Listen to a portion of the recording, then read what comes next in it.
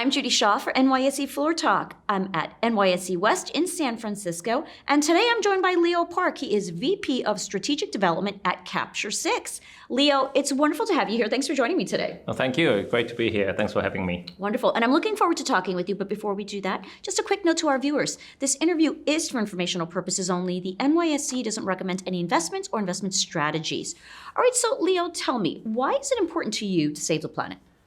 Well, I guess from three perspectives. One, there's no planet B. I know, some of us wants to take us to the Mars, right? But I don't know how long it's going to take. I'm pretty sure you've heard of this story before. I have. But this is the only planet that we have. So I think that's exactly what is important to save this planet. And then the second aspect, everyone thought that this was going to be like a next generation's problem, like my kids' generations, right? But that has not been the case, right? And you've seen the latest report from IPCC, for example, that reaffirmed the seriousness of the global warming and the climate crisis. So we have to take action now. We don't have 10 or 20 years down the road to take care of this issue. So we have to act now. And then finally, I think it's part of the climate justice problem because this is kind of the world that I came from because I used to work with the Green Climate Fund. So I helped the 60 developing countries for their climate resilience and the mitigation. Because the problem is that none of them have really contributed to the global warming, right? But they are suffering more, compared to the developed countries who have more resources so they can deploy. So this is why I do believe that as part of the climate justice, we should, again, do everything that we can to be able to help them. Okay. Now, talk to me about Capture6 and its mission. Sure. So Capture6 was founded about a year ago. So we are, based both in the New Zealand and both in United States and New Zealand, and it was founded with a vision to really, to deploy our technologies. So really, what we are trying to do is to affordably, remove the CO2 from the ambient air, using renewable energy and also while producing clean water. So we are trying to take very holistic approach, and this is how we are trying to differentiate ourselves from other, direct air capture companies, because in addition to removing, carbon dioxide from the atmosphere, I think it's equally important to be able to address, climate adaptation as well as mitigation issues. Some of them are, related to the point, I was trying to make.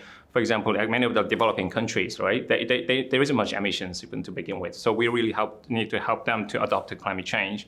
And this is not about the developing country, problem only, because states like California that has been suffering a lot from, drought. So this is exactly why, Capture6, through our novel technology, we can try to, address all of these issues in a very holistic manner by, again, removing CO2 from the ambient air, but also at the same time producing clean water to the community.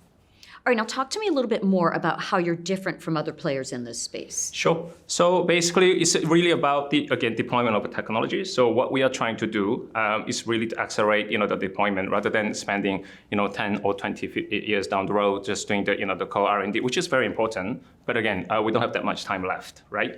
So what we are trying to do is to accelerate, the commercialization of our facilities. And then to be able to do so, we are trying to, partner with the existing industrial players, including the wastewater treatment facilities and then desalination plants, because our technology needs access to salt water.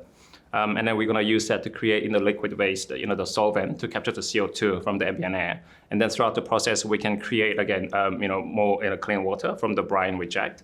And also we can provide the carbon negative byproducts, which can include the hydrochloric acid, lithium, hydrogen, and a few others.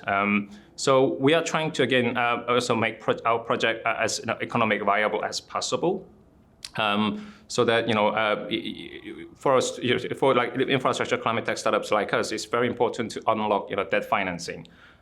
So for us to do that, we need to really showcase, how we can, make our project very bankable for our investors and our partners. And this is kind of what we've been focusing on. Okay. So now talk to me about, as you look to the year ahead, what are you most focused on? Again, deployment. This is really about the deployment and execution. So we are very glad that we just made an announcement for our very first pilot project in Palmdale in Southern California.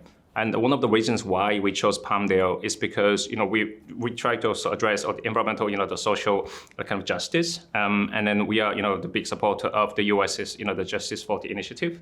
And Palmdale is actually classified as disadvantaged community under the Justice 40 initiative. So this was one of the reasons why we chose Palmdale to be our very first the pilot site. So we are very glad to be working with the Palmdale Water District to be able to again offer our solutions. And so that's our priority. But we try to be very global. I mean, we are a very small team, but we have very global ambitions. So in addition to developing projects across the U.S., we are also discussing our projects with other countries like Israel, the United Arab Emirates, who is hosting the COP later this year. Also New Zealand, and I'm originally from South Korea, so we are also actively developing projects in South Korea as well.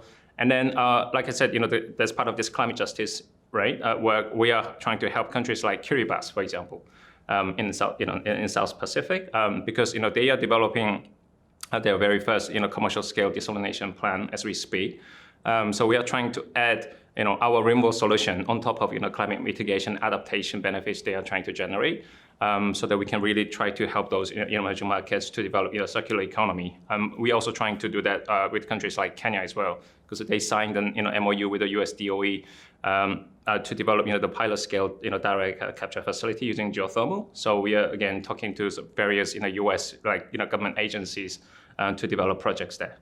Leo, thank you very much for joining me on Floor Talk. It's great to talk with you today. Likewise, thank you so much for having me once again.